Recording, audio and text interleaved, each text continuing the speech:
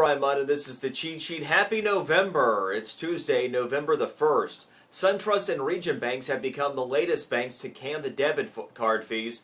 A lot of people were upset with SunTrust recently when they went ahead with a $3 fee. Now, that wasn't as big as some of the other ones that had been announced. But unlike some of the national banks, a la Chase and Wells, for example, rather than having test markets, they kind of were putting the fees out there to all people that didn't meet minimum bank requirements. After all, SunTrust and Region are regional banks and not national like the other banks, so they didn't have the opportunity to experiment as much. They're hoping to stop the hemorrhaging of customers and the inquiries from customers about other fees that are coming into play November 10th. The deadline for SunTrust had been November 9th to make any changes to your accounts to begin to avoid fees that could go up to $17 per month. You still need to check with your bank if you're with SunTrust, if you're with Region, if you're with any of the national banks that have made recent changes, because one thing that might come into play is that while you don't have a debit card fee, maybe there are other fees that have been added that you got a notice about in the mail and didn't even think twice about. I mean, I stay on top of this stuff as much as I possibly can, and I'm even confused with some of the bank's policies. So you need to get in touch with your bank and see what the real story is. See if you're going to be subjected with fees, and make sure you're happy with your overall banking situation, because this is such a turbulent time right now, and there are so many changes in regulation in Washington and so many changes in banks' reactions to those regulations.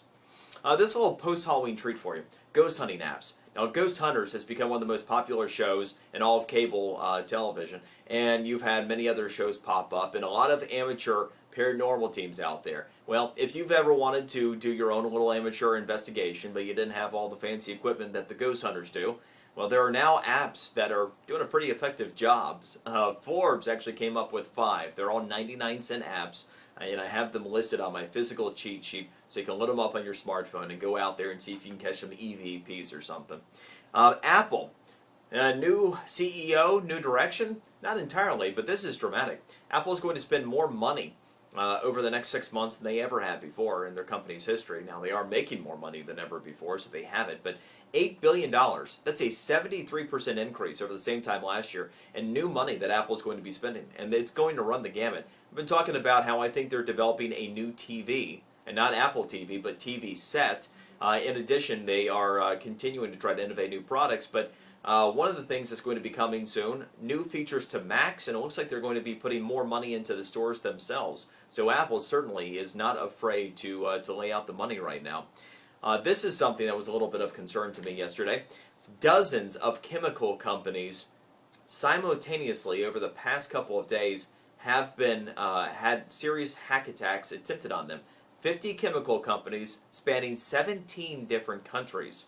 You put this with the financial hack attacks and the national security hack attacks. I mean, it just doesn't look good. Bottom line is the terrorists are still out there trying to gain information.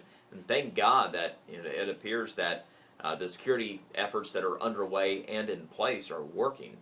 Or else, could you imagine if we had chemical plants in 17 different countries that were compromised? Here's an interesting story, talking about technology. We've heard that the whole cutting the cord effect, going away from cable and going on to a Netflix or going on to a Hulu or, Google or Amazon, any of the streaming products that are out there right now, has been about technology and cost savings. Well, it turns out that it's not actually the technology that's been driving people away from traditional television providers, such as Comcast and the other cable companies, or DirecTV and the other satellite providers. It's actually been unemployment, and to a certain extent, poverty.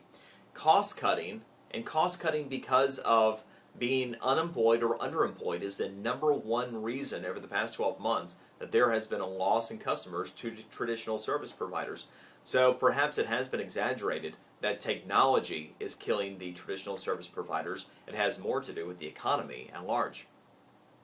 5 reasons that Google Plus is edging out Facebook. I've got them all listed on my physical cheat sheet. One I'll pick up on. As we see social networking becoming ever more a part of everyday fabric, especially for younger Americans where smartphone technology is especially hot, the Google Plus with the Android platform, know that Facebook phone that came out earlier this year? every Android phone with technology through Google Apps now has the same functionality as that Facebook phone. So in terms of the ease of uploading pictures, videos to your Google Plus page, it's as simple as a click with every single Android phone.